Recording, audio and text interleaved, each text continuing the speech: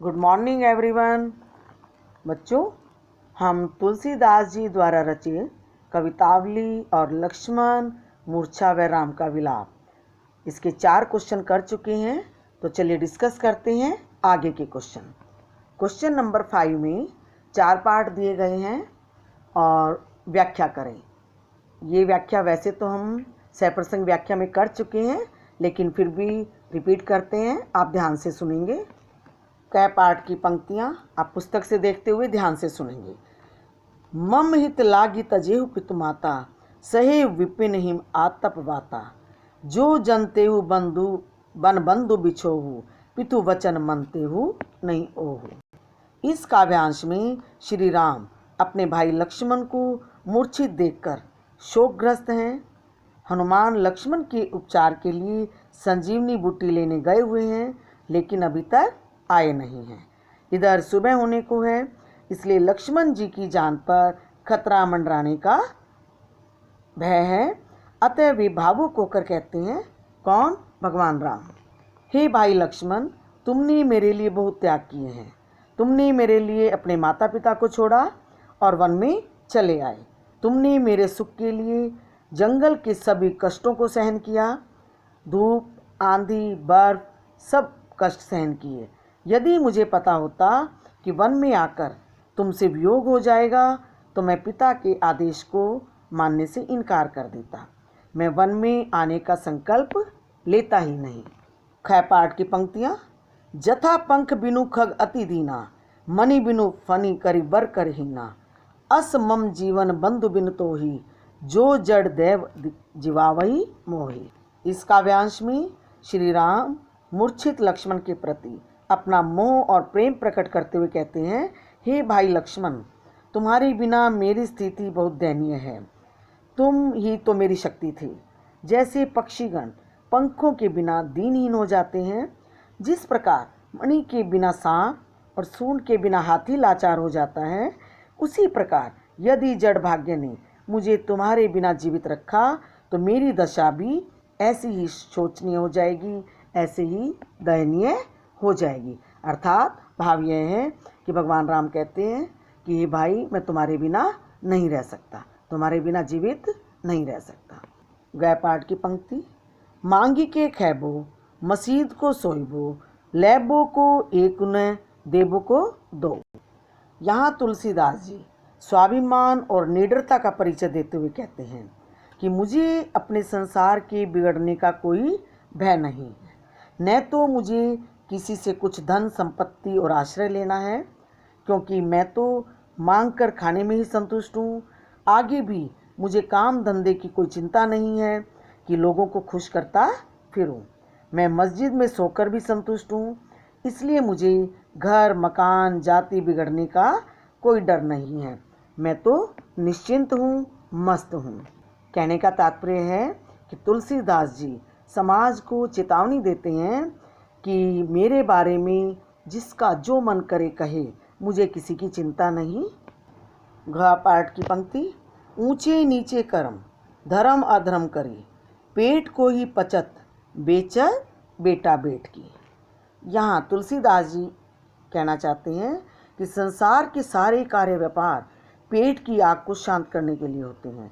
पेट की आग इतनी भयंकर होती है कि लोग इसके लिए ऊंचा नीचा, धर्म अधर्म कुछ भी करने को तैयार हो जाते हैं। यहाँ तक कि लोग भूख मिटाने के लिए अपने बेटे बेटी तक को बेचने के लिए तैयार हो जाते हैं। Question number 6। भ्रातृ शोक में राम की दशा को कवि ने प्रभु की नरनीला की अपेक्षा सच्ची मानवीय अनुभूति के रूप में रचा है। क्या आप इससे सहमत हैं? तर्कपूर्ण उत्तर दीजिए। देखिए, यह बात स्पष्ट है कि लक्ष्मण की मूर्छा पर शोक करने वाले राम भगवान नहीं हैं। वे भगवान के रूप में नरलीला नहीं कर रहे हैं। यदि ऐसा होता तो उनका एक एक वचन अति मर्यादित होता। वे पिता की आज्ञा के उल्लंघन की बात न कहते, न ही यह कहते कि पत्नी तो आनी जानी है। ये बातें उनकी असहनीय दुख और प्रलाप को व्यक्त करती हैं। ये बातें मानवीय दुख की अति के कारण उपजी है। अति क्या होता है? अधिकता। कहने का तात्पर्य है कि विष्णु के अवतार श्री राम नरलीला करने के कारण एक सामान्य दुखी मानव के रूप में दिखाई दे रहे हैं। नेक्स्ट क्वेश्चन, शोकग्रस्त माहौल में हनुमान के अवतरण को करुण रस के बीच वीर रस का आविर्भाव क्यों कहा गया? अभी देखिए करुण यहाँ न मिसिंग है, तो आप प्लीज़ पुस्तक से देखेंगे। आविर्भाव का मतलब है कि उत्पत्ति, कि करुण रस के बीच वीर रस की उत्पत्ति कैसे हुई। तो देखिए हमने व्याख्या में भी पढ़ा है, लक्ष्मण मूर्छा और राम विलाप प्रसंग में करुण रस का परिपाक हुआ है। राम विलाप के कारण वानर और भालू भी बहुत दुखी हो जाते हैं, लेकिन लक्ष्मण मूर्छा को दूर करने के लिए संजीवनी लाने वाले हनुमान की वीरता का वर्णन करते हुए कविता में अप्रत्यक्ष रूप से परिवर्तन आ गया है। जैसे ही भगवान राम, वानर, भालू आदि हनुमान जी को देखते हैं कि वो संजीवनी बूटी ले आए हैं, तो वे खुश होते हैं। वैद्य ने शीघ्र ही लक्ष्मण को संजीवनी बूटी पिलाई और लक्ष्मण प्रसन्न होकर उठ खड़े हुए। यह सब देखकर वानर सेना भी खुश हुई। इसलिए प्रस्तुत अवतरण को करुण रस के बीच वीर रस का आविर्भाव कह सकते हैं। बच्चों, आपने 10th क्लास में रस पढ़े भी हैं। करुण रस क्या होता है? जब हम दुखी होते हैं, दयनीय स्थिति में होते हैं। और वीर रस जब जोश आता है।